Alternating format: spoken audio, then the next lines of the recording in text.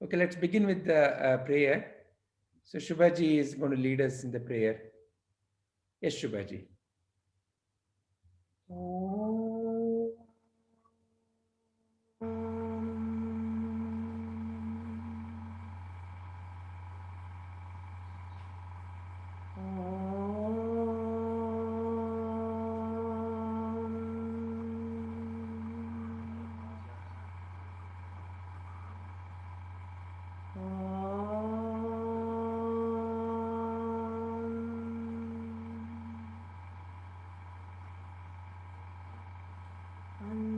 अंतर्ज्योति बहिर्ज्योति प्रत्यज्योति परात् परः ज्योतिरेव ज्योतिः आत्मज्योति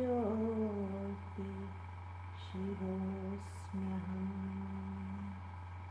I am the supreme light of awareness, illuminating the outer world of objects, inner world of thoughts, and deep sleep state. I am the divine light of nature of auspiciousness, Shiva Swarupi. Om Guru Brahma, Guru Vishnu, Guru Devo, Maheshwaraha, Guru Sakshat, Parabrahma, Tasmai Shri Gurave Namaha. He who guides you on the righteous path is a Guru. When a parent or teacher or a friend or an animal or a bird or a plant conveys message of righteousness, they embody a Guru. A Guru's knowledge encompasses the creation, maintenance, and transformation at all times. A Guru represents the voice of the Creator himself in showing the righteous path for all beings at all times. Voice of the Divine is revealed through the message of the Guru. अखण्डमण्डलाकारं व्याप्तं येन चराचरं तत्पदां दर्शितं येन तस्मै श्रीगुरवे नमः. Guru can guide us to the supreme knowledge of that which pervades all the living and non-living beings in the entire universe, namely Brahman. I salute such a Guru.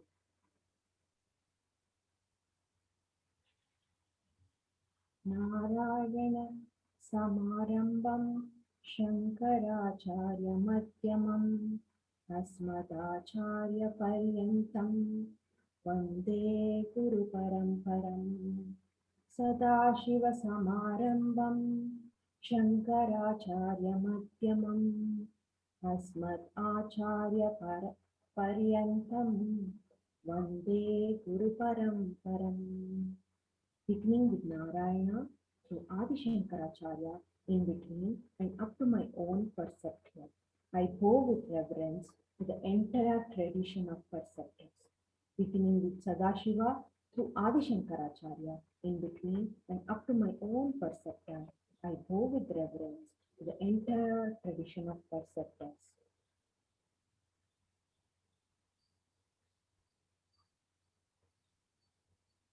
Thank you, Shubhaji. Thank you, sir. Welcome to all the Atma Jyotis. Hari Om.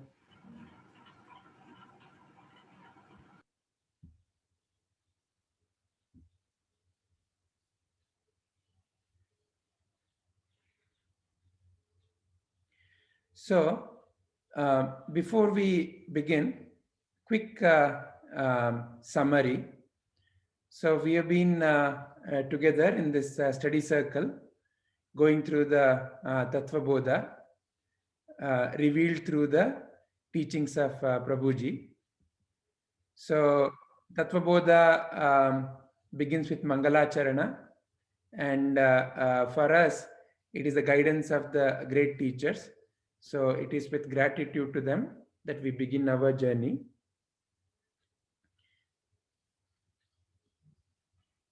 So, the very first chapter that we have so far heard and also contemplated is it goes with the title Adhikari. Who's eligible? Who's eligible for this Tattva Bodha? In a way, it sets the eligibility criteria, but in a way, it prompts us to develop that. By showing the eligibility criteria, it is not elimination, it is encouragement to develop. So, for liberation or mukti, fourfold qualifications are essential: Viveka, Vairagya, Shat Sampati, and Mumukshatva. Are the ability to discriminate. It's one of the abilities of the mind. Vairagya, to develop the right kind of detachment. Then 6 valuable assets of the mind, and the intense desire for liberation. These are the fourfold qualification that Adhikari chapter describes. And if you would have also seen the Tattvabodha text has a very simple question and answer kind of a format, very simple. So the first and foremost discrimination to develop is between the unchanging and the changing. So this is where the have and the recognition is the unchanging part. You already have it, you just have to recognize it. And that is the whole essence of the Vedantic teaching. Whereas the world is all about do and the get. You do something and then you get a fruit. So the world or the changing phenomena is an objective logic, what we call as the objects of the world. Money, position, power, objects of the world. It is goal-oriented and it is continuously changing. The goals keep changing. Whereas the unchanging phenomena is about having and recognizing. It is about the subject who is in this objective world. And the purpose is what Prabhuji draws our attention towards. In the goal-oriented thinking, it is, I want to get that, then after that, I want to get the next thing. But what is the purpose of getting all that? The essential purpose is to be happy, healthy, peaceful. So where is that? Recognition of that is the true discrimination. And in all that scenarios, the only I unchanging is the I. Another way to look at it, he gives a very wonderful example. ICU. So it in the intensive care unit that a patient is brought to be examined. So similarly, the ICU, I, the unchanging, is seeing the changing, which is the mind and the body. So to develop this discrimination at all times. So detachment doesn't necessarily mean uninvolved. It means recognition of source of happiness. That happiness is not in the object, but happiness is inherent in the subject. This is the true detachment. Not that anything has to be given up, running away, not like that. It is clarity that it is inherent in you. So that then helps the mind to go away from the content of the mind to the real self.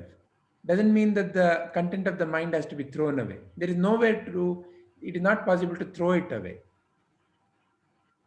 Then the Shat Sampati, Shama, Dama, Titiksha, Uparati, Shraddha, Samadhana. To develop these sixfold assets.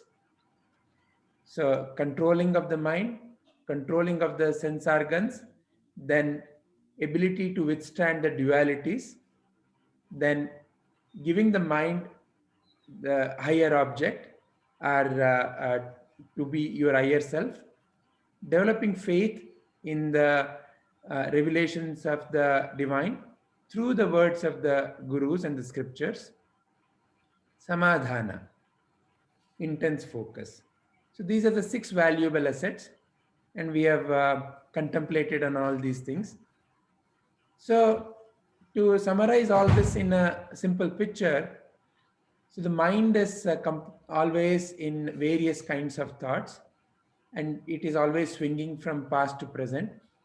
This mind has to be brought to a standstill or to the present through the tool of meditation, and it has to transcend even the mind through self-inquiry.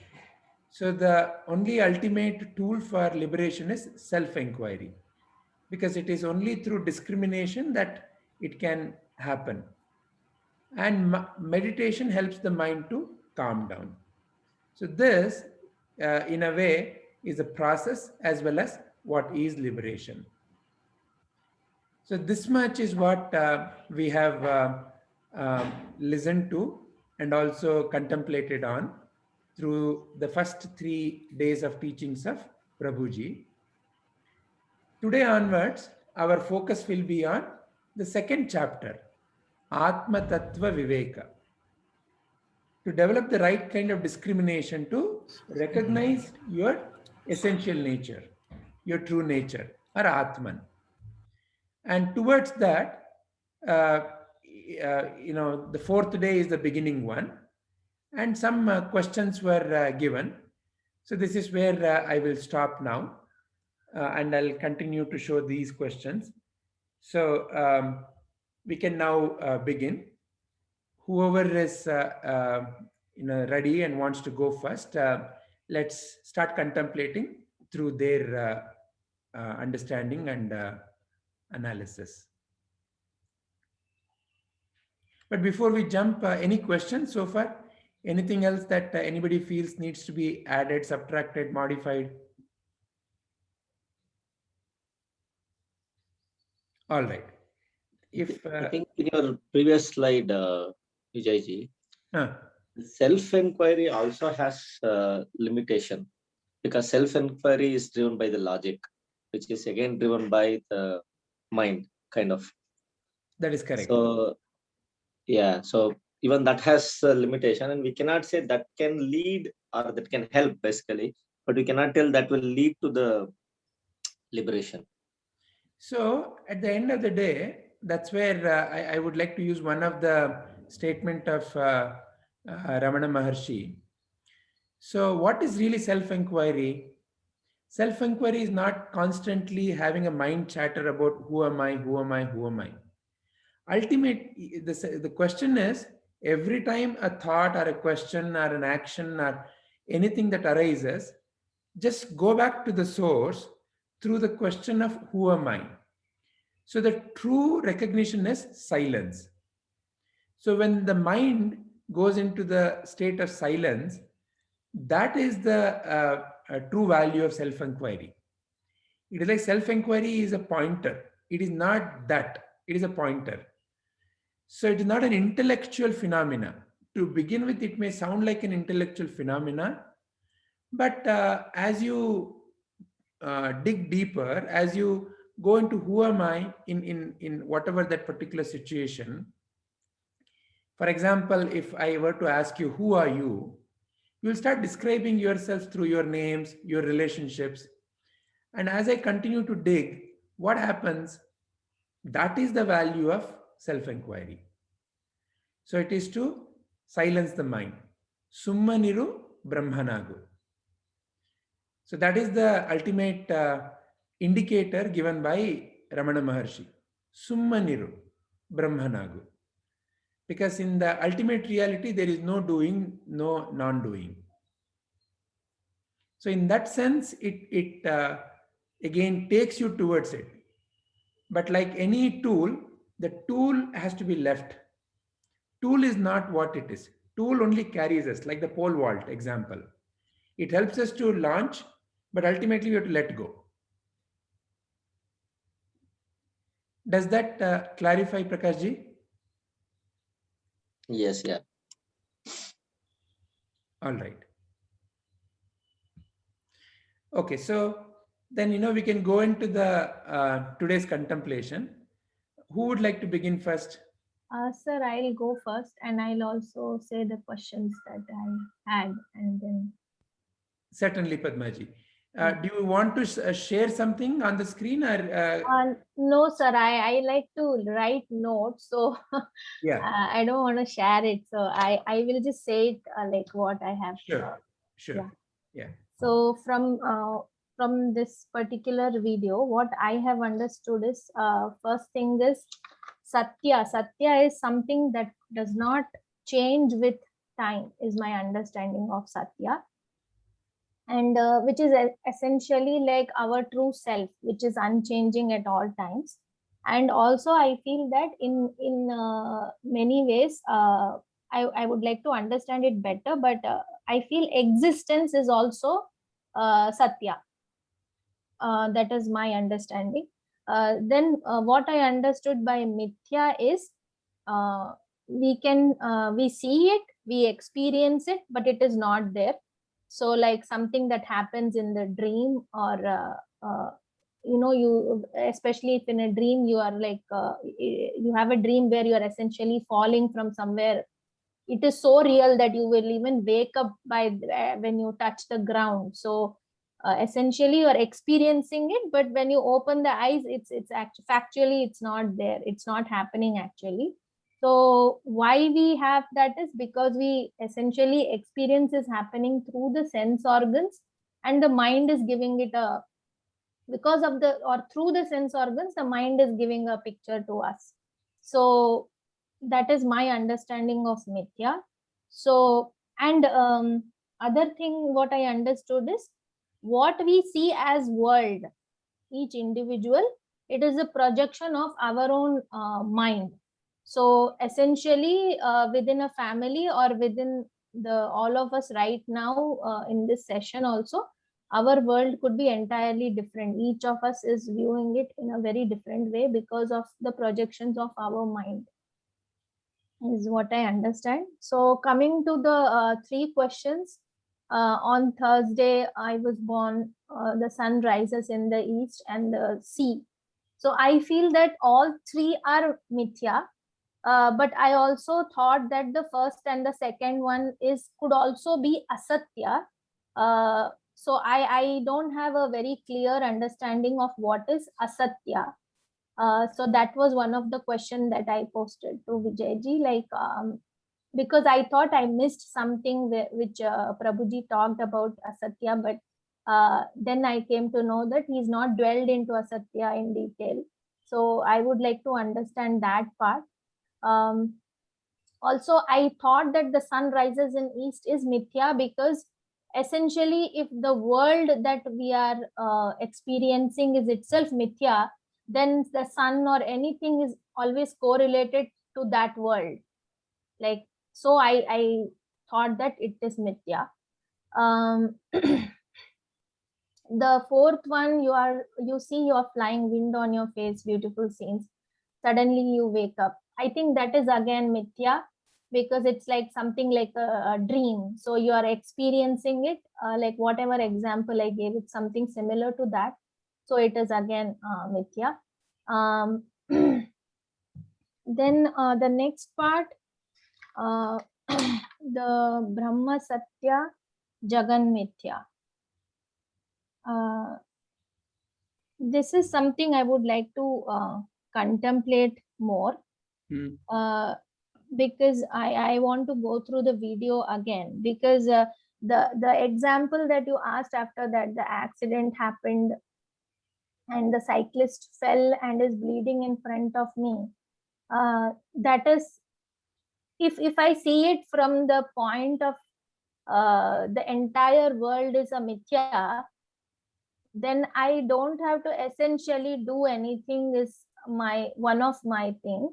But also if I am from the functional point of view, I would want to do something, because right at that moment I am there looking at it. So essentially, I mean, to my practical understanding, I should intervene. And that is, I think, something which instinctively comes to us. Like even if we see a child or somebody falling in front of us, our immediate essential nature will tell us to go and help in some way. So that is something that I want to still contemplate. If anybody can, I mean, have another views, then I'm willing to, I mean, understand that perspective. And the third one, Atma and Brahman are one. So I am God. How dare you insult me? I think that statement is true. However, it is not essential that we are not always as we do not always act as how Brahman would, like simply exist. We do not do that all the time. So that is where I think all that how dare you insult me and all those things come. And that is why I think we experience many things that we experience, like sufferings and other things, because we are always separating ourselves into 2 or 3 depending upon what we see and what we perceive. So that is one thing. And I think there was another. So from the video, Padmaji, Yeah. what are the key points that you realized? So these questions are for kind of, like to dig deeper. But Yeah. what else did you kind of realize or understand? Sir, I understood that my existence is Satya. Rest all is Mithya. Whatever is going on in my life or how I perceive or the situations coming to me, everything, the world, entire world is Mithya. So if I see it from that perspective, essentially there is nothing for me to do. And so that is why I arrived at 2 important questions, that if world is mithya and we cannot rely on sense organs and the mind is projecting everything to us as world, then why am I here? And if I am here, what have I come to do here? And the last point, where Atma and Brahman is one, if I consider myself to be Brahman, what is there to know actually? I mean, is Brahman not already, I mean, Brahman is someone, if I have to put it as a person, then it is all knowing, right? All knowing or pervasive. So what is there for the Brahman to know anything more is my question. Excellent. Very important questions. Yeah. That's anything more you would like to dwell upon in terms of your realization from that video? No, sir. This 2 questions is something I want to do. I want to, I mean, find out answers to.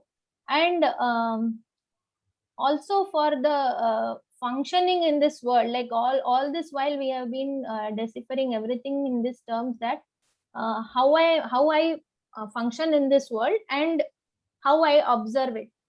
These are 2 different point of view from where I function. Like I should be able to stand back, but at the same time I should be able to do things which are required in the physical world. That is what has been my understanding. But today I think it shifted, or I think there is a question to that, because of which I put those 2 questions. Sure. So that is one thing. And also I also posted a question that if mind is projecting everything, then is corona a projection of the mind? And if it is, then is it collective, because it is happening in such a mass scale? Because I can understand the mind projecting things where you have certain personal experience, like getting a disease or something happening in your life, whether it is happy or sad. But if it is something very collective, then what is that? Is what my other question was. So can you please phrase the question so that we'll put it here? Yeah, yes, sir. What So is the my first question is, if world is mithya and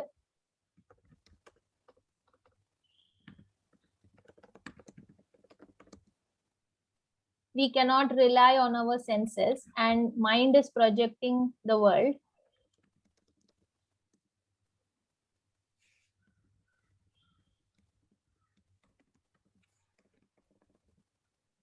mind is projecting everything that we experience, Yeah. then why am I here?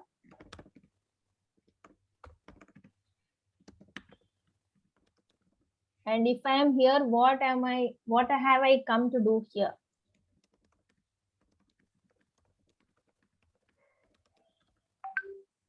Okay. And the second one is corona also a projection of the mind? And if so, is it collective?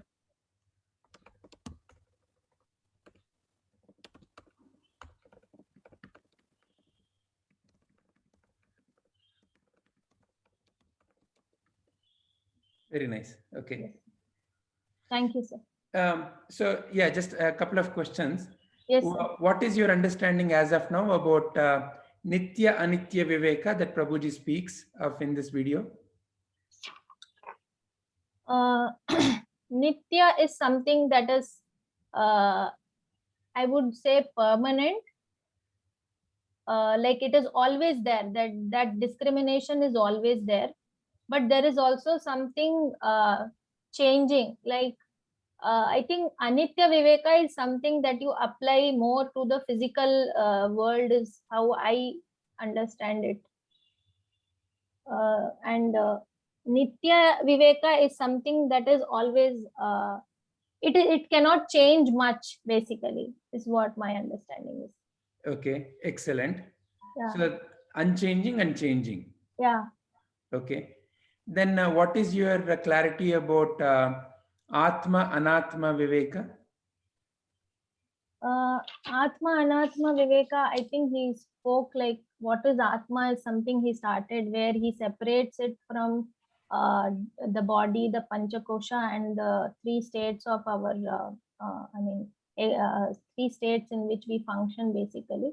So that is something I think he will, I want to watch the next video before I contemplate it fully, because I have a certain understanding of what is Sthula, Sukshma, and Karana, Sharira, and the Panchakoshas that you have talked about before.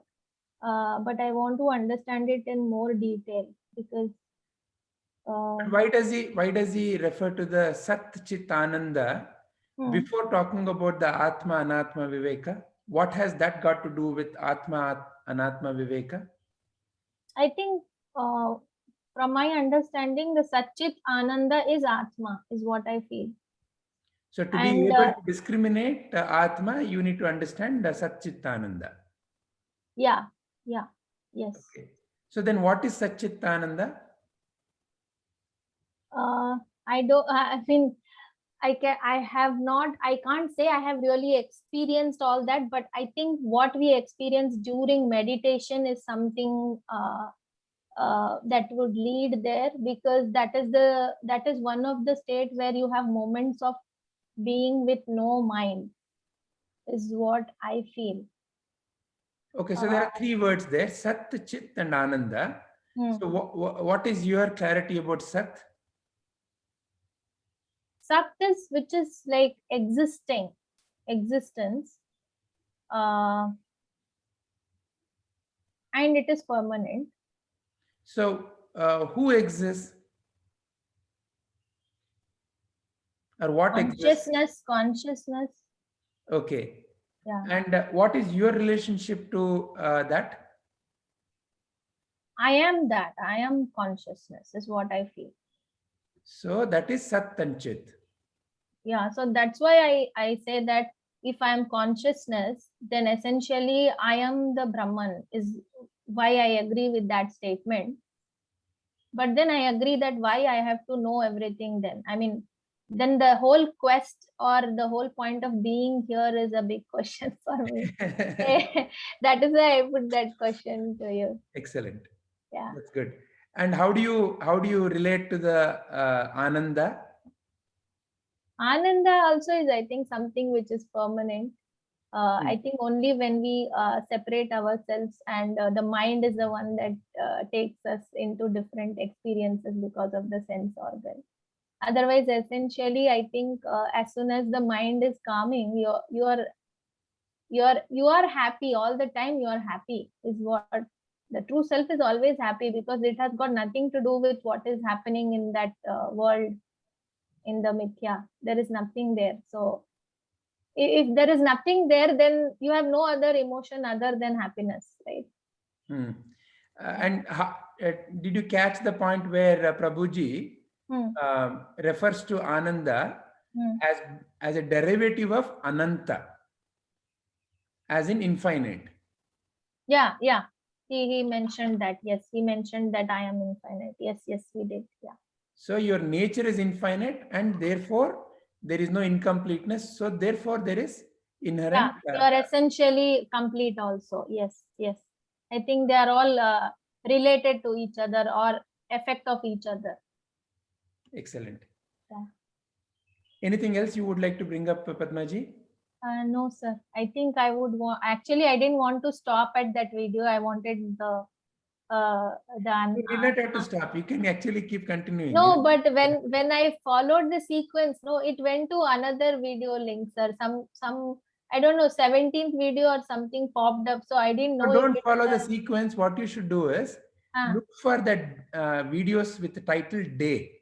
So right now we are in Oh, so day it's 4. 4. Okay. So you go to day 5. Okay. What Yeah. what they have done is, so entire day thing is recorded, and each critical topic or important topic, no, has been made as small videos also. Okay, but could you watch again that as well? Because, or should we go in the sequence? Because I think the 17th because video the- again the- talks about Satya and Mithya. The topic is derived from the day video only. What? See, there are two cameras capturing. One camera was if you remember, if you see the day video, at times, I think our Gayatri ji was there. Gayatri ji, you want to give a little bit more detail? She used to turn on and off at intermittent points. That is what has become topic video. The entire thing is day video. Okay. And they sliced it as a topic video, but it's the same content, same exact video. Okay. One is just sliced, another one is full. Okay, I'll check that, sir. I'll check that. Yeah. If my understanding gets more clear. Yeah. Thank you, sir. That's all. All right, wonderful. So what we can do is, who goes next can first share your understanding, and then you can also contemplate on these questions along with the questions that have just come up now. So this is how, I think we can build our clarity. Who would like to go next? Is I see. Okay, Hariom Gayatri ji, are you there? Yes, sir, I'm there. Okay, Hariom. Hariom, sir. Hariom Satya ji.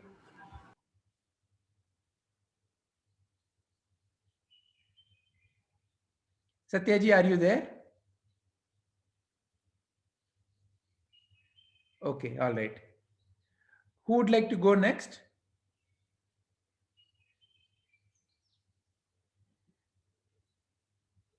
Gayatri ji, would you like to share?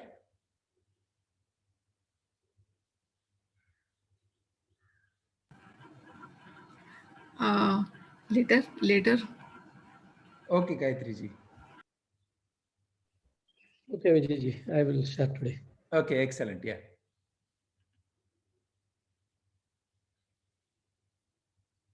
Do you need screen space? Do you want to project something? Yeah, I can. It's just my own notes. Yeah. Definitely. Wait a minute.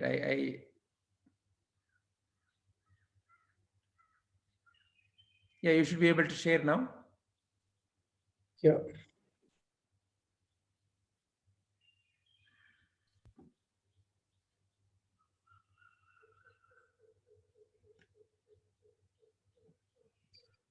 You see it? Yes. Okay. So in day 4, so we have started on the Atma Viveka, where the first thing we are starting is Atma Satyam Tadanyat Sarvam Mityati. Right. So Atma alone is Satyam, everything else is Mithya.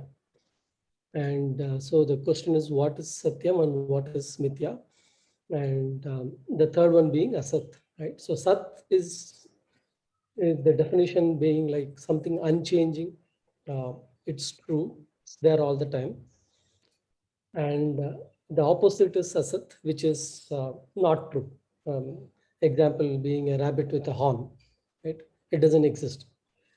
And the third one is the tricky one, which as explained, I'm not sure where. It's not even there in the English dictionary, which is Mithya, which is, it is there through experience, we experience it, but through inquiry, it is not there, right? And there are a lot of good examples I always like the blue sky example. Right? The color of the sky is blue. Our eyes says that. While we know that if you inquire, there is no ceiling for a sky which is painted blue. Right? In same way, the mirage is another example. Dream is an example, right? And snake rope in a dim light is an example of all mithya, where like we are misled, or if we just hold on to experience as the basis for real, then like we can be misled, because the tools which we use to experience, they themselves are not perfect. Our eyes are not perfect. They can only see certain things. There are a lot of things which our eyes cannot see, which is why we have a telescope, binocular, microscope. Same way the ears cannot hear everything, right? And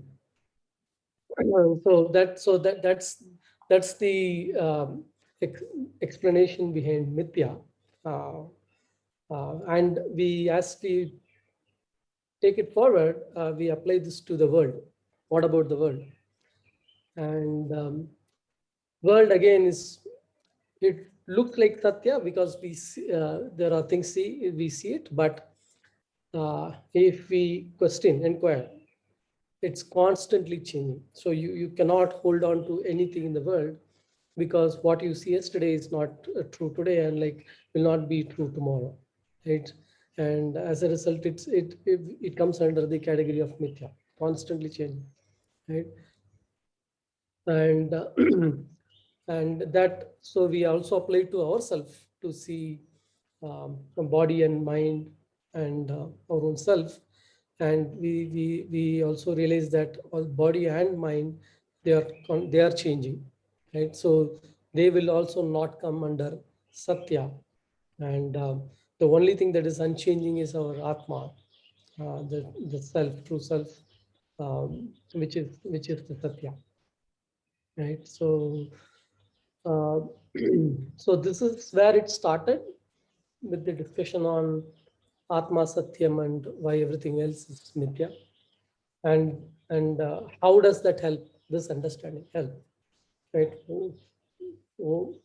And if you see, basically it helps to handle this world, this life, right? Because most the suffering that we see comes from the world, which is nothing but um, the way it is perceived by the sense organs, by the mind, right? And the world is nothing but, like, if you inquire, it's like a 3D show or a n-dimensional show, right? It's a play. in a 3D movie, when you're watching, you know that you are watching a 3D movie. So if something comes close to the eyes to poke, right, we are not scared, and like we just enjoy the movie. While um, the world, we don't understand it as a 3D movie, and like when we try to take it as real, that is when the problems start and the misery starts. And if we don't know this, we are always trying to get the true happiness from this outside world.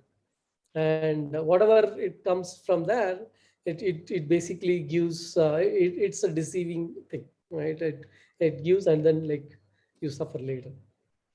It so yeah, so the main point here to understand is the limitation of the sense organs, the equipment which we use to perceive, which is very, very important to be able to not fall for the trap and suffer, right?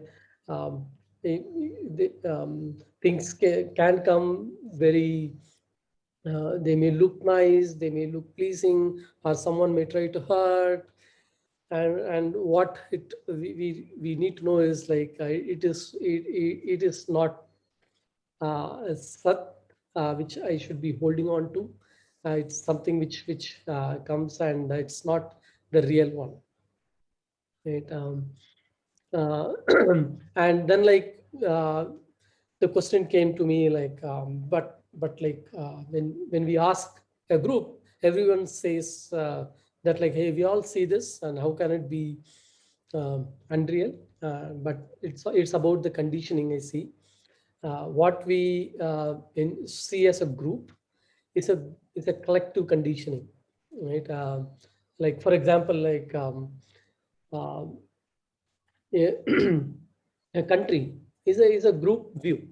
People in that country say that like I am an Indian, and people outside will identify themselves with the country, right? So from the country point of view, right, it's a collective conditioning and like what you see. But if you break those boundaries, like it doesn't exist, right? And that's why always the viewpoints what we get from people, it is from a conditioning, right? And someone who has who's like um, maybe like between a poor country versus a developed country, what they may see is very different because of their conditioning, because of their collective view of the world. So the learning for me is like not to take everything 100%, uh, go deeper, and you understand that when a person says something, it is the person's view based on the conditioning that person has gone through, right? And that itself can and will change depending on what that person goes through again, right?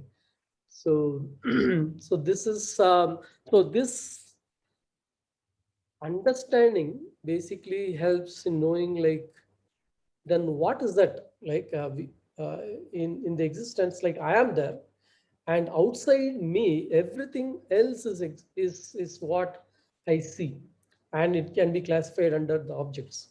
I am the subject and everything else is the object. Then it's all about the subject is only me, right?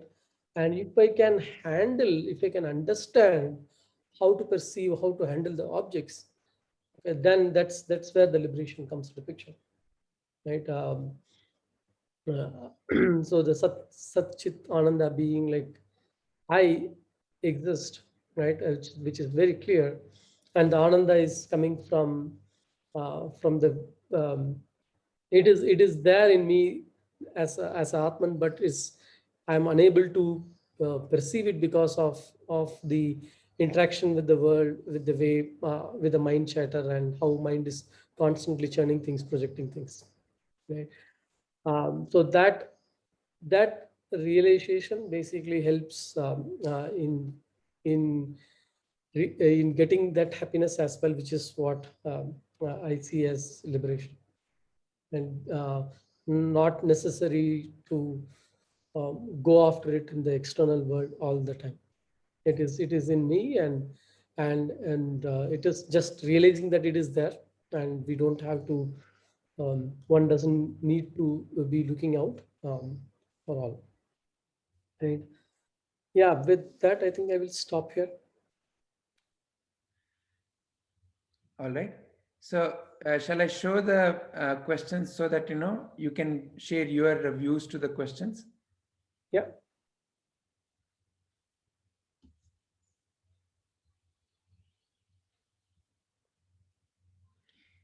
Yeah. So through that, you can also clarify what is according to you is Satya, what is Mithya, and what is Asatya. Yeah. So with reference, the question A being on Thursday, I was born. It depends on where this pointer I is, and if the I we are talking about the Atman, it's never born, it's always there, right? And it becomes the statement becomes Asat, But if the eye is pointing to the body, then we can say it's true, right? But here always when the eye, it's always pointing to our the self, which is never born. So that way it is asat. It's the way I would answer to that first question. But when you point it to the body, you said it is true. Is it Sat? Yeah, that body, from that body point of view, these coordinates are right. But again, even there, it can we can say mithya from the point of view that body itself is changing. So which body was born, right? So this current body, as I'm talking, it's still changing, right? So so that way it becomes mithya again, Excellent. Okay. right? And what would be Asatya? Asat is like I is never born. That will be the I as Atman self is never born. So that way I would answer as Asat, right? It's there always. Mm. Yeah. Please continue. Yeah. Sun Anybody else? rises. Just sorry for interrupting. If anybody else has any points to make or any questions to ask to Saravananji as he's saying, no, feel free. It is not just I who have to interrupt him. Yeah. Yeah, please go ahead, Saravananji. Yeah. Sun rises in the east.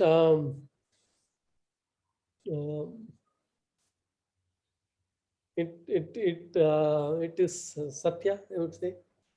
It is always there. It's true anytime. But is East itself there? Where is the East? Show me East.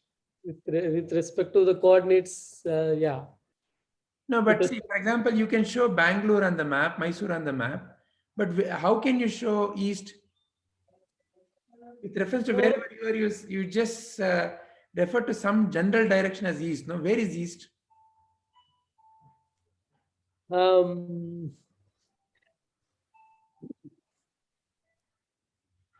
So yeah, so this is I'll put like a collective understanding to communicate, right?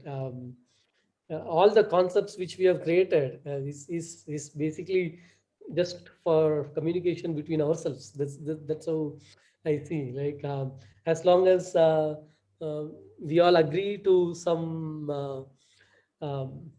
agree to things, and like we can use that agreement to communicate, and that way we have this concept of directions, and from a person point of view, and from a point, and we So if a person is speaking some other language, let's say Kannada, they may not even know East. They may call it as some other word. yeah. Then there is no collective. Yeah, so that way that way you'll say that it's a mithya, that it seems to be rising up and then going down, but it's like it doesn't rise and go down. It's just rotating by itself. The earth is rotating by itself. It's what the eyes see, and like how we perceive things, right? That way it come under Maybe mithya. an astrophysicist may even say this is a total lie because the sun is never rising. There is no east. East, yeah. Only that rotation is causing this illusion. What is Satya is sun is Satya for us. It's there always. Even sun is it Satya? It is there always. It's just that like it's constantly burning away. Yeah, at a gross level we see it, but even that is going through the changes all the time. That way you can say that like the sun that I see yesterday and today, it's not the same. But at a gross level, we feel it, right? So is it truly then Satya? Isn't it like your body? If your body is mithya, then how can sun be Satya? Yeah. Yeah, yeah. So yeah, we can say that um, it I would say it as mithya in the sense um,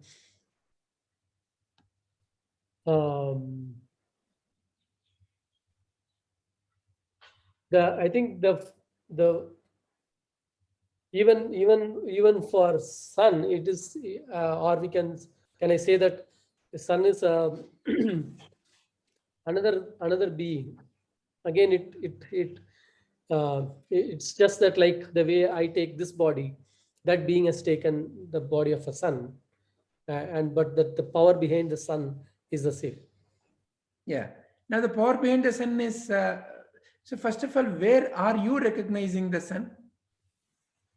Is the sun recognizing you or you are recognizing the sun? I am recognizing the sun. Yeah. And where are you recognizing the sun?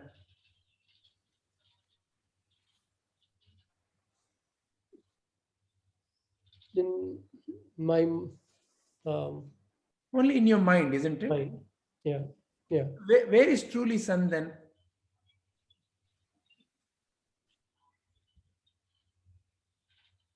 It's yeah. It's in my mind. Yeah. So in fact, the entire universe is in your mind, isn't it? Yes. So what is the only thing that you can say for sure? Who exists in this world for sure you can say? Yeah. So that I comes first. Yeah.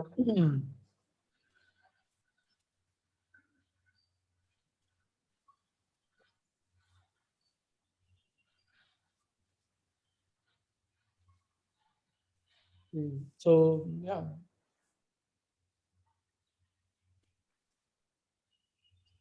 Very good. So it's again the same way it should be the way I perceive the world.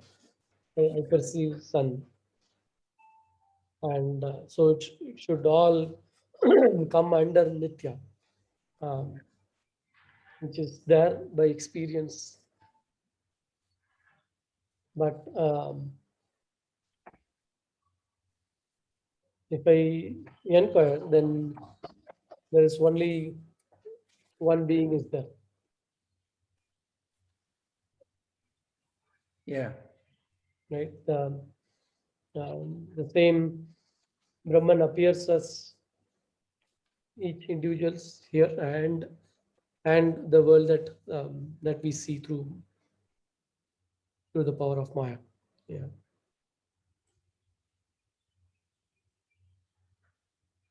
Yeah, that way, yeah. It's another object. Yeah. Very nice. Yeah, please continue. Okay. The third one, all that is born, it dies. It's Satya. It's the truth. The only thing that From remains whose viewpoint? um, is the one that is unborn. Okay. For the unborn, what is taking birth and what is for the unborn is something different from the unborn?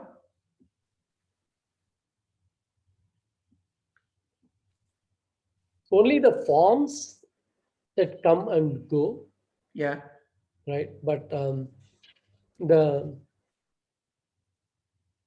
So is there the truly a death for example, the example Guruji also, Prabhuji also gives in the talk, you have a book or some object, you burn it, you think that the object is now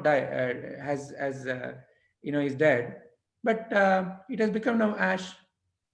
So from the absolute viewpoint, it is just undergoing changes, it is undergoing a transformation. So water is ice, when heated evaporates, but it is just a change in the state. So is there truly death from that viewpoint? yeah, only in that form. If you hold on to the form, is where this we see that it's a birth and the death.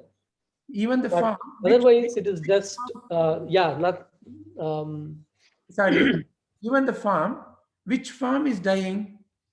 Because at the so-called moment of death, till the moment of death, there is a constant change. So which form are we referring to as death? So isn't it that every moment there is birth and death? yes. Because right now, this moment has died and given birth to the new moment. New moment, correct. So where is then really birth and death?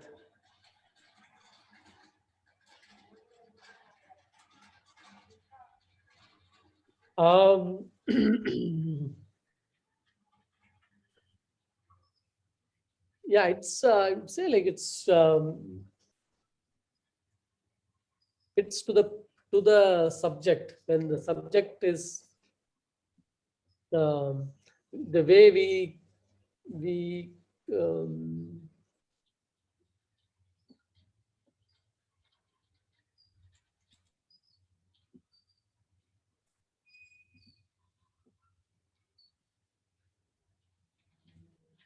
yeah, that way, we can, that way the answer becomes that this is not true. That there is only is, and it just keeps taking different forms, moment to moment, and it's just that like we are able to identify the changes during a limited duration and hold on to a collective object or individual. But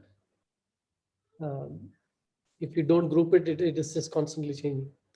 And Even where is this collective? Where is this thing called as collective? collective is like when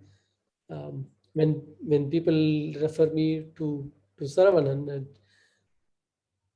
and the collective changes from my birth.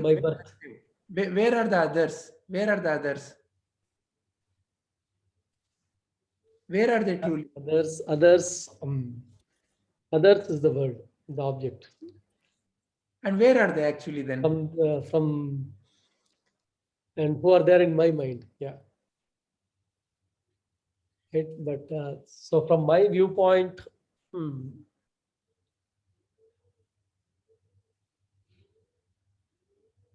my viewpoint, it's just there. There is no birth and no death, and it can be change in the forms I take, maybe human, animal, plant, rock, stone, whatever. Yeah. That way there is only yes. Very nice. Right. So from the self point of view, this becomes asat, because there is no birth, no death to anything. It's just we are just there. Again, is it a we are there? Or I am there. Yeah. Because there is only one. So there is no two, right? So yeah.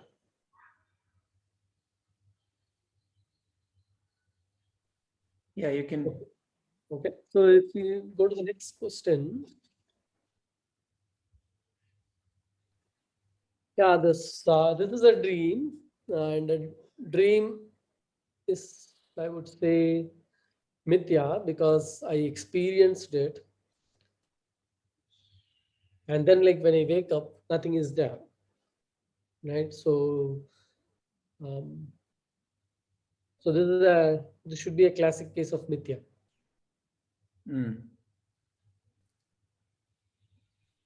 Again, And just extend this to who becomes the question.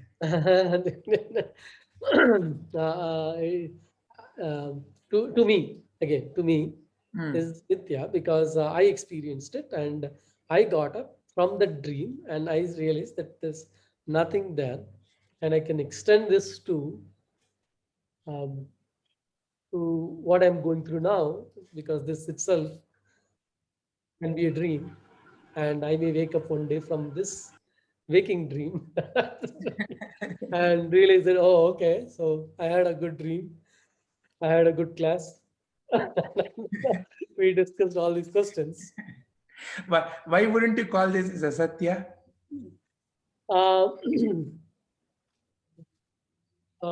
because um, Or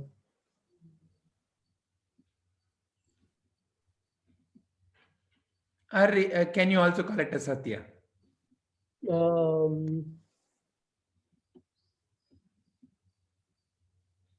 I saw this basic. So I see this scene at one point of time, Mm, and then that scene is not there. mm. There is a change in state, and Yeah. satya is something which is true, which cannot change. Mm. So the dream is, in the moment of the dream, it is very real. Very real. Like Yeah, in the dream, I can say it is satya. That is the reason I was in the dream I was screaming and sweating. It is satya, right? But the moment I wake up from the dream, it becomes a mithya. Yeah, Right. So the point here is maybe yeah. No, waking even up. in the dream, see, sweat is not something that is permanent. Sweat is something that forms and then evaporates. So we need to be going back to the definition or the very clear understanding of satya. Satya is something that is not changing. Yeah. In the dream, sweat is something that seems to be coming and going. The only unchanging, because that is constantly changing. The dream locations and the sequences and situations, everything is changing.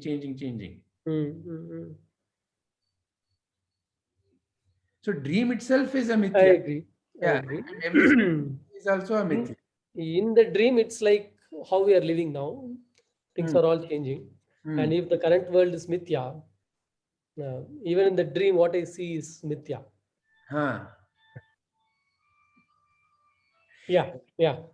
So the reason why it became satya is because of screaming and sweating, and that awareness was not there in the dream. That what I'm seeing is not true. And so because I took it as real and I was screaming and sweating, it became a satya to me. So because Right? the reality became because of connection to the body and the mind. Body In and the the dream, body and the mind. Yeah.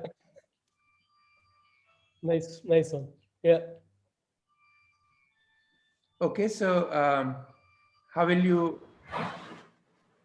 Yeah, Satyaji, you want to say something? Yeah, Vijay. So as far as I'm seeing this, Satya is something which is eternal, which is permanent and unchanging. So it is the pure awareness. Actually, in English, awareness is a very nice word, which doesn't have a real translation in Telugu or, even if I want to say something in our mother tongue, there is no proper word. Awareness, in the presence of awareness, the whole world appears and disappears. So the sun rises, or we can even say the moon rises, because everything is rising and falling in the presence of consciousness.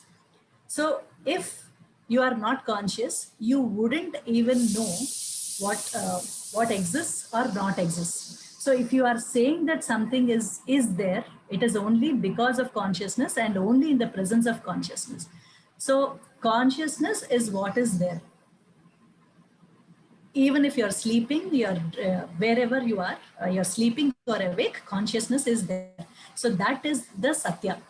And everything else which we see is asatya because it is appearing and disappearing. Everything is appearing and disappearing. A body which was there previously will not be there.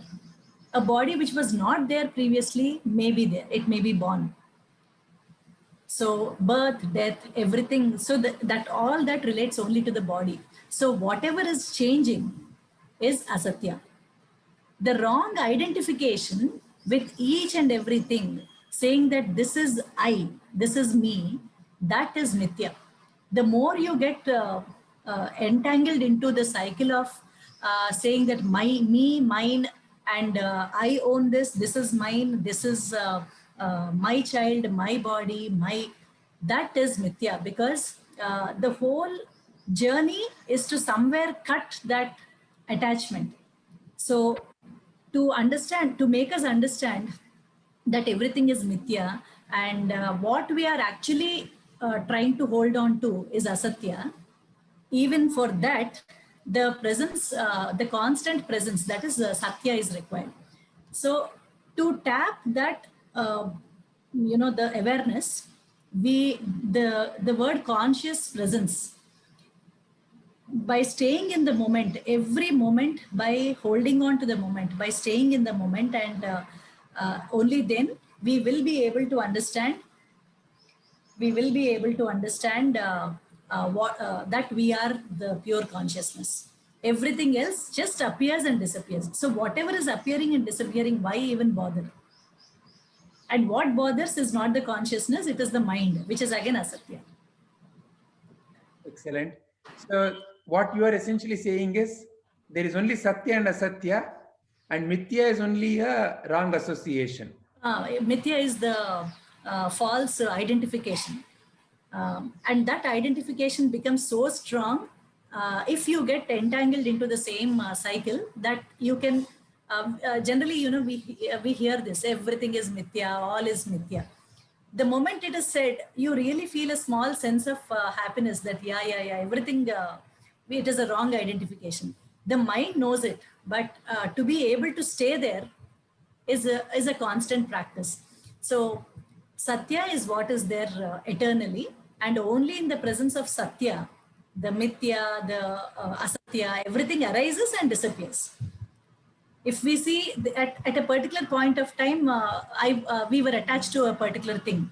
After that, we have grown up. The toys which we used to own when we were kids, we don't hold on to them anymore. And if we look at them now, we just laugh, because now we understand that all that was just only a toy. But at that moment, it was our toy. It was mine.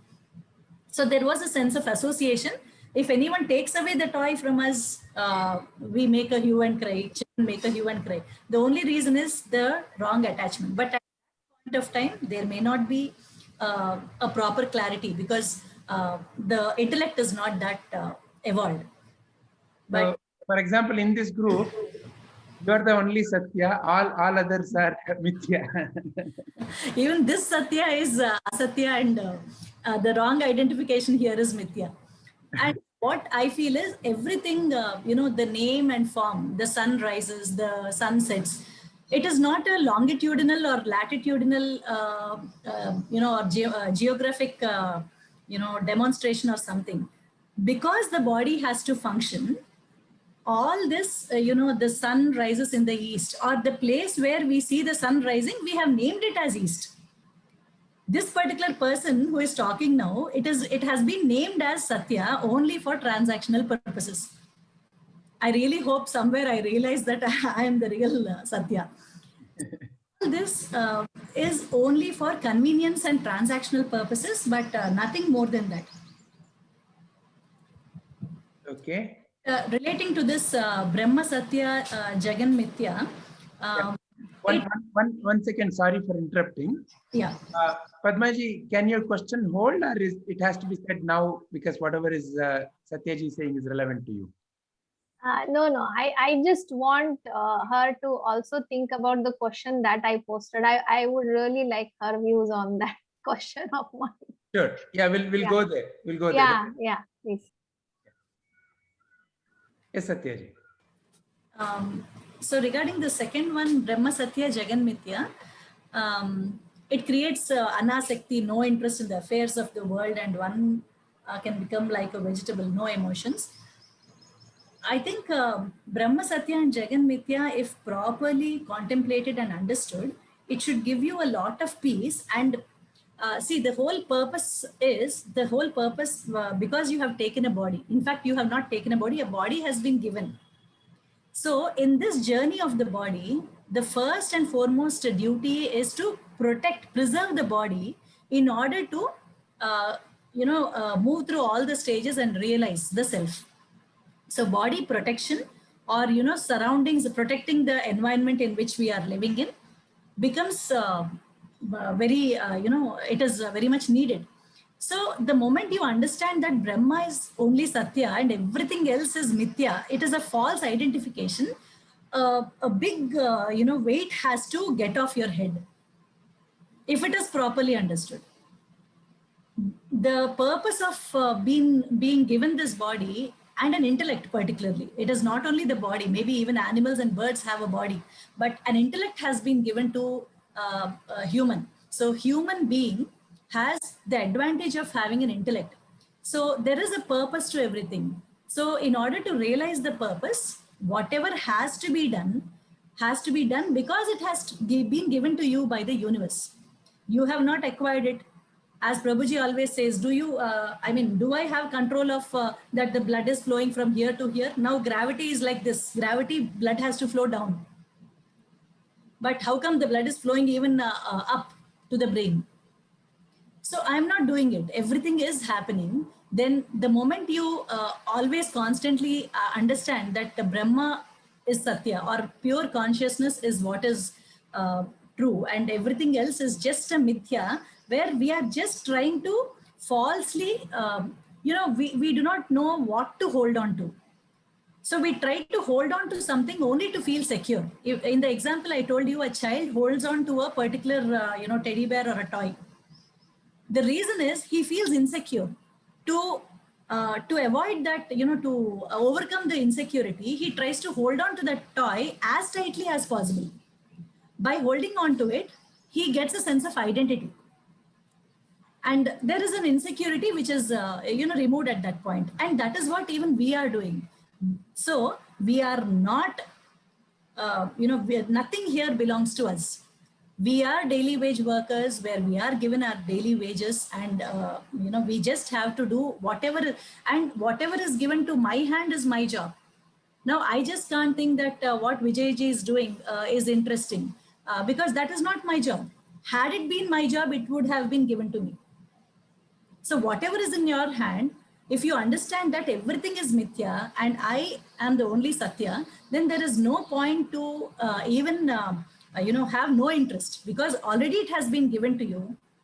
So You in are supposed to. this particular case, if let's say at an absolute level, there is only awareness, and in front of the awareness, various situations are coming and going.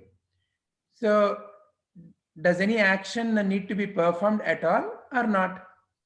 Because Depending. See, there are many monks or saints who have renounced the world. They go to the Himalayas. A person is in Himalayas has a certain thing to do. Doing or not doing, again, need not be thinked over. Something comes in front of you, just like, there is an accident which has happened. There is something in front of you. Do what best you can, because you are Brahman. You need not own the cyclist, nor you need to own the cycle.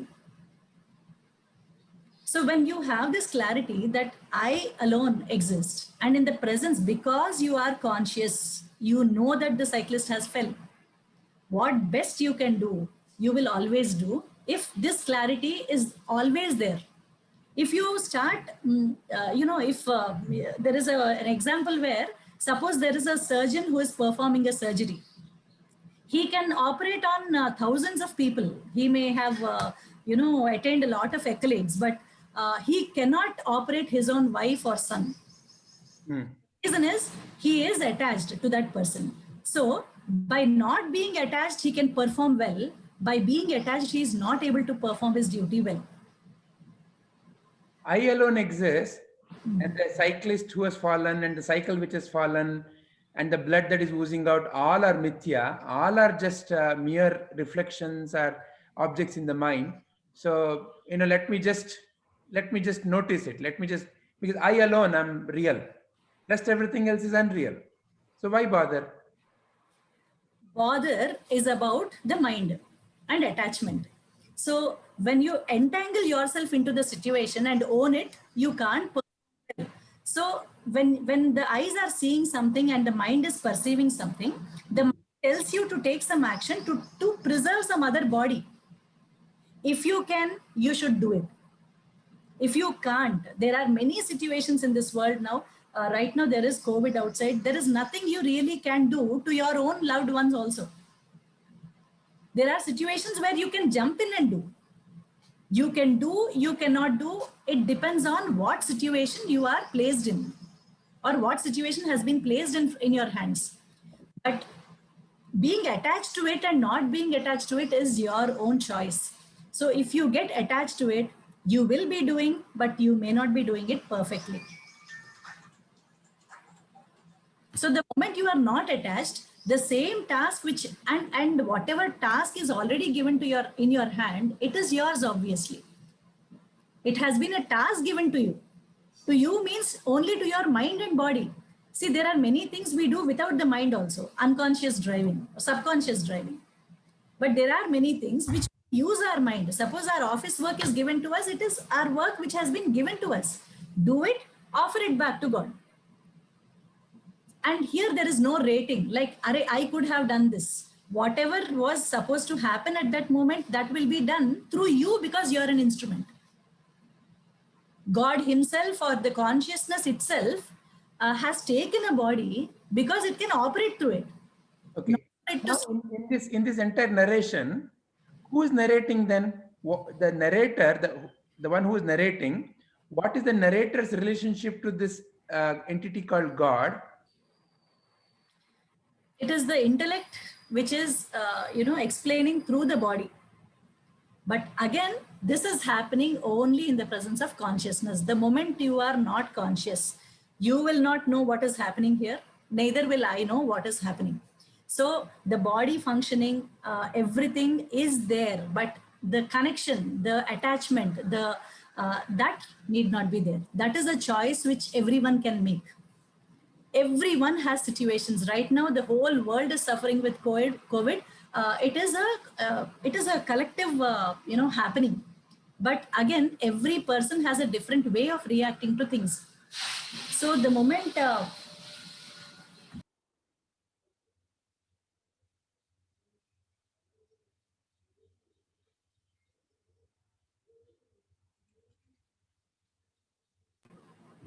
so the more attached you become to things or to people, your reactions will differ.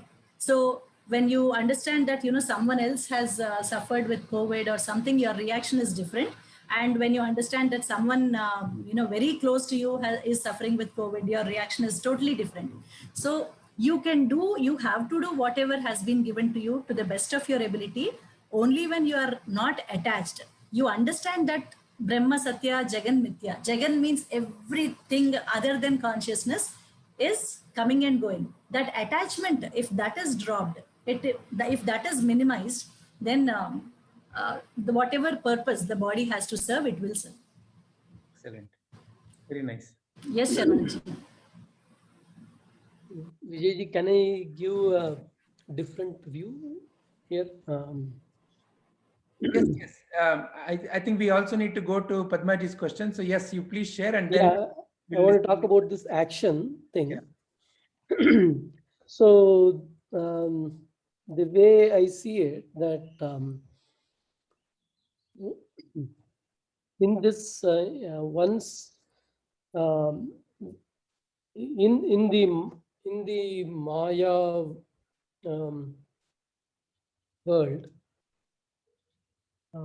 everyone is associated with the gunas, sattva, rajas, tamas, right? And no person can, or no jiva can remain idle, which is not possible.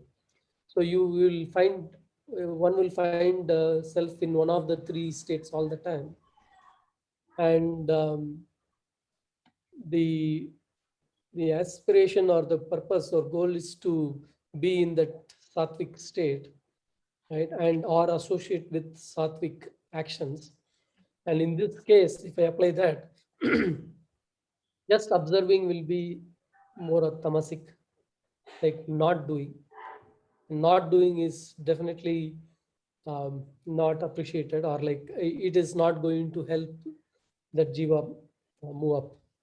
And what is the sattvic thing to do is like to do the right thing at the right moment. So that is how that is the viewpoint I was coming from, for where there is a action involved in this world where we are transacting all the time. Right? Yes, there is we are in a transactional world. And with all these things, I realize that I am the only truth, and what I see, everything outside me is yeah, mithya or asatya, depending on the viewpoint. Right now, where do I go from here? Is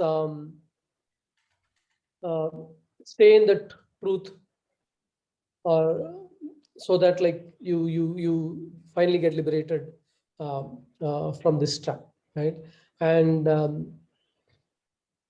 and for that I need to be place myself in one of these three states, and I should align myself in the sattvic state at any point of time, if my understanding of myself is very clear. If that clarity is not there, then like I am somewhere in between rajasic and tamasic state all the time. That's the point I wanted to share. Excellent. So what you are saying is action has to be performed depending upon capability and context. Yeah, no action is not possible, and like not recommended at any point of time, which is what in Bhagavad Gita Krishna says to Arjuna, when Arjuna realizes that, oh, this is all the reality, then why should I fight?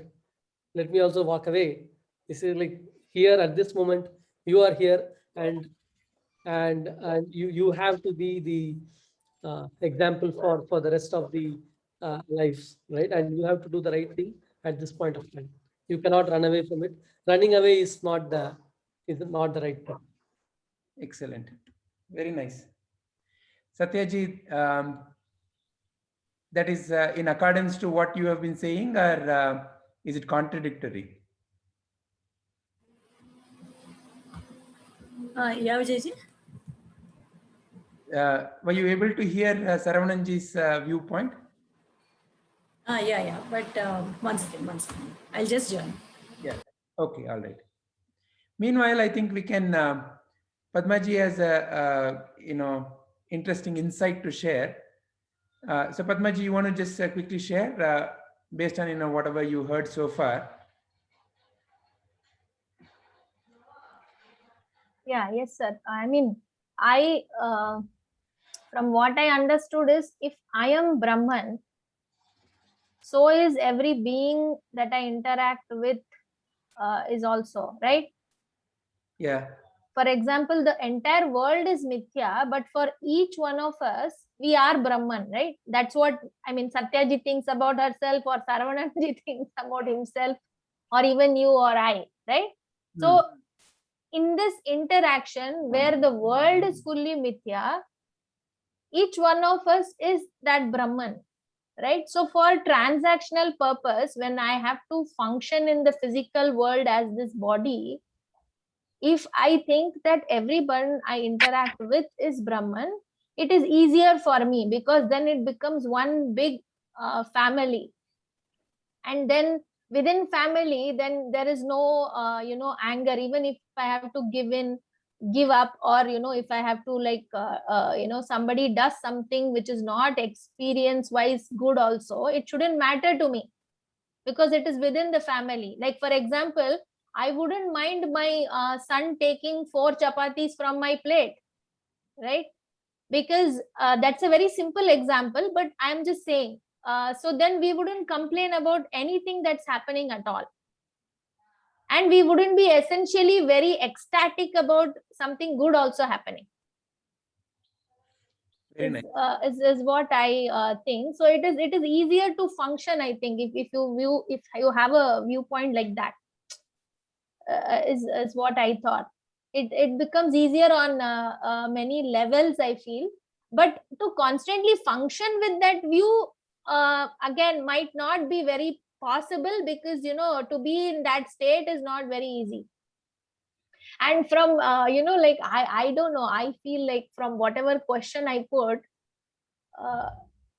although I gave that question, I'm still like, okay, even if I say that, if somebody tells me, yeah, you don't have to be here, to whatever question is reflecting on the screen, if somebody tells me, yeah, you don't have to be here, when I'm asking why am I here, okay, Padma, you don't have to be here, okay, then even if I'm saying I am Brahman, I don't know who that is, right?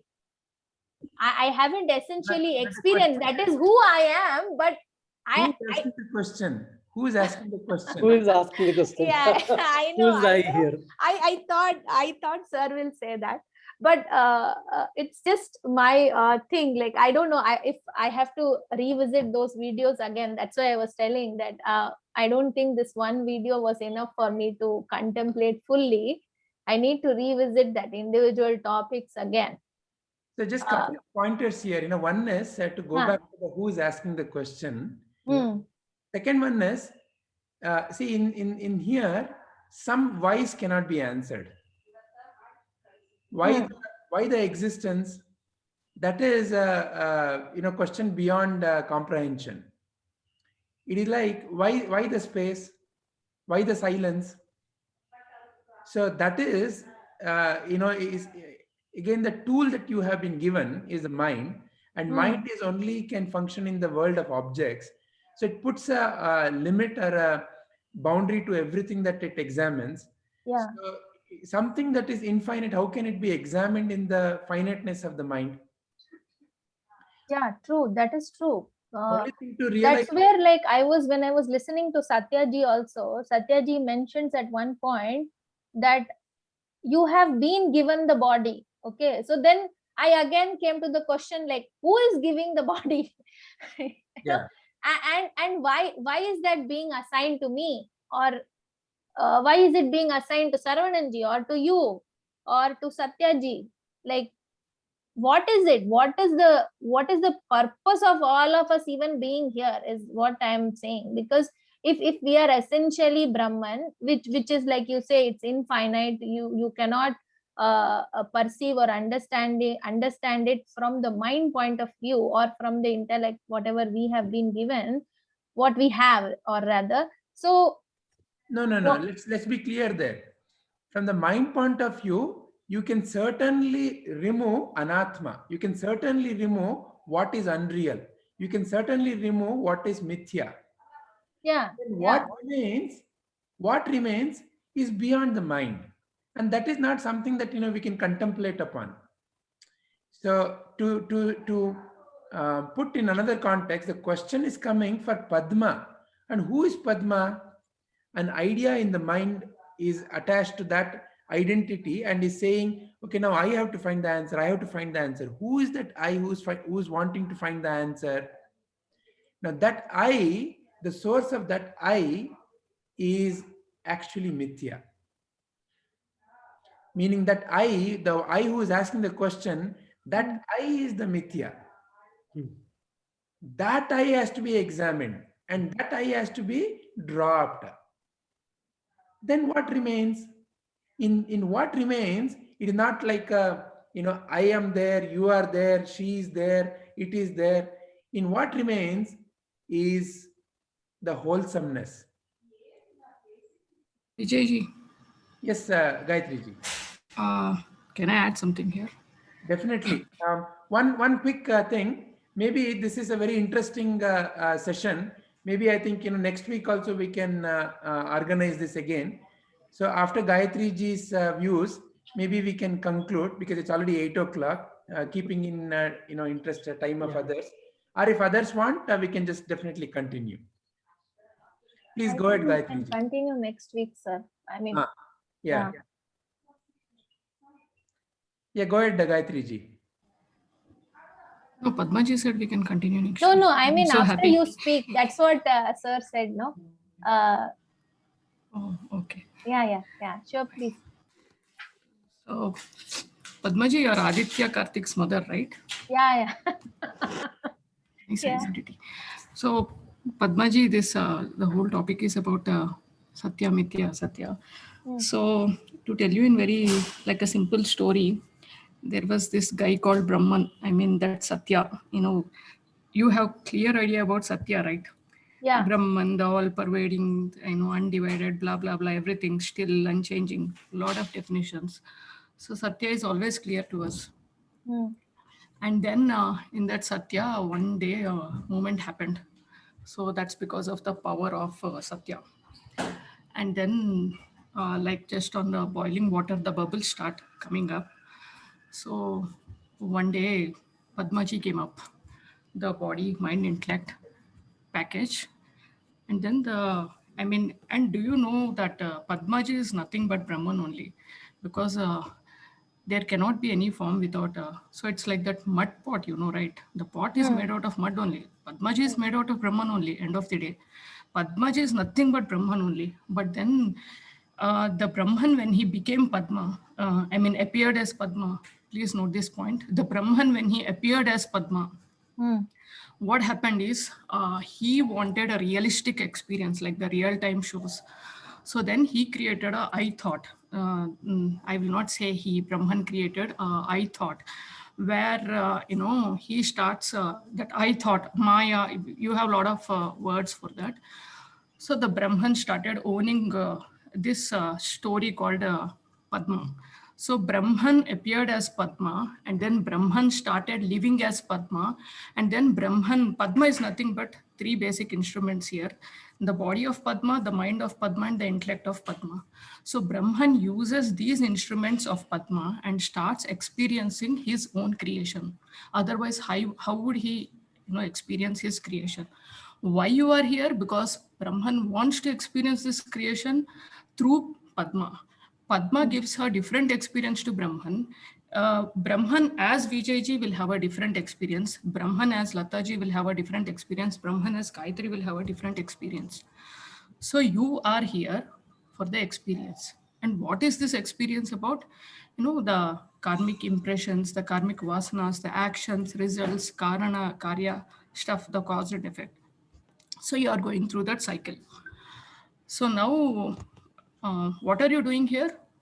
Just going through those programs, the karma program. So now one day what happens in this journey is you have Brahman came as Padma in this life. In previous life, you might be Karthik or Aditya or somebody else. So you had a set of things there. And then because the mind will have a lot of this, what is this karma cycle. So mind has desires, the karma, phala, results, karmic learning, etc. You will start taking body after body. So we'll talk about this life. So Brahman appeared as Padma. So in this life, maybe I'm hoping that the Jiva, which is the Brahman plus the mind intellect of Padma, got quite exhausted or like is ripe enough, matured enough to get out of this cycle. So hence these existential questions are coming from Padma. So is Corona also, till this point, are you clear what's happening with you? Yeah, yes. In fact, it's very clear actually. Thank you for that. Yeah. So just always imagine whenever you think about yourself, any question comes, the mud pot. See, the pot is mud only. Mud is pot only. Now the pot keeps asking, where is mud? Who is mud? I don't know the mud. Obviously, you cannot know the mud. And once your mind intellect starts, calming down, what remains is mud only. So with this, noisy mind, we can never find out Brahman. Over a period of time, yes, it happens. You will anyways know it. Now this Corona is a projection of mind, and if so, is it collective? Corona is not a projection of universal mind. Corona is a part of this creation, which is called as Ishvara. So it's a part of the worldly program. The world will have a lot of programs. It will have diseases, disasters, and then some kind of development like the artificial intelligence. Everything is a part of this, the worldly activity. So it's not how the individual mind comes into picture. Padma's mind, how it colors it and labels it is Padma mind's projection. But whereas Karuna as it is, it's universal minds or the world, Ishvara's projection. You have nothing to do about it.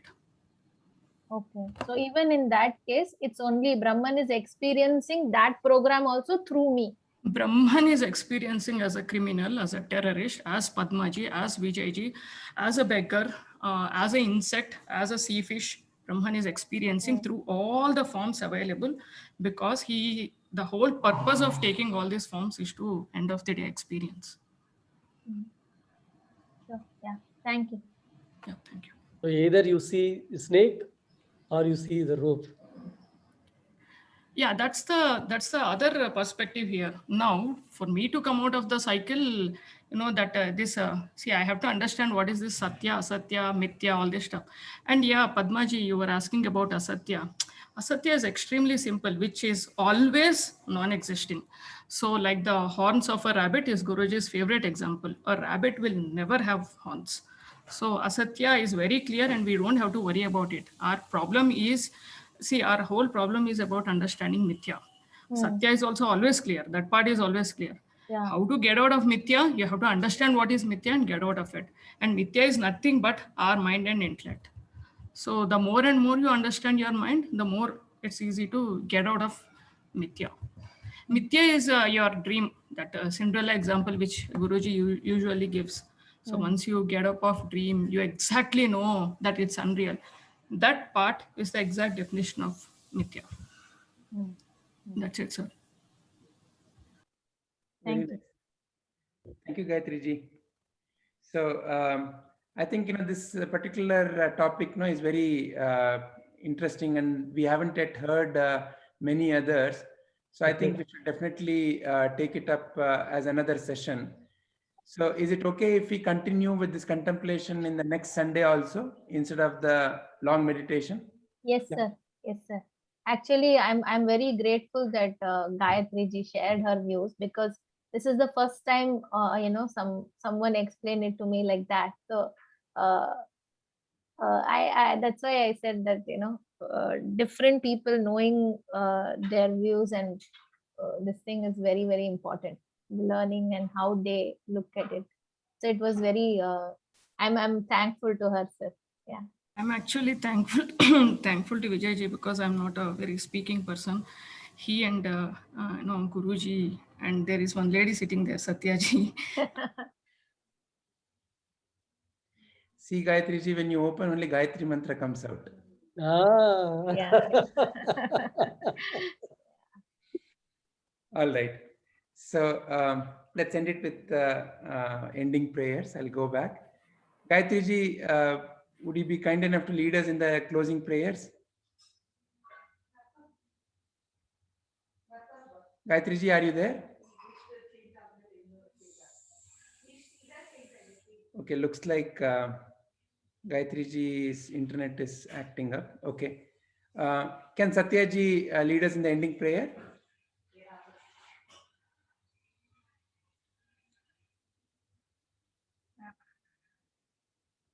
Satya ji, are you there?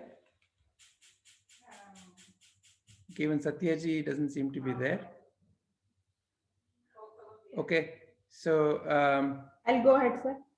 Shubha ji, thank you very much.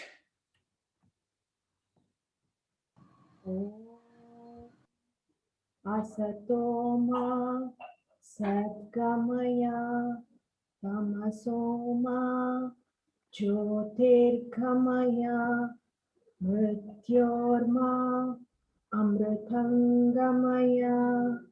Om Shanti Shanti Shanti.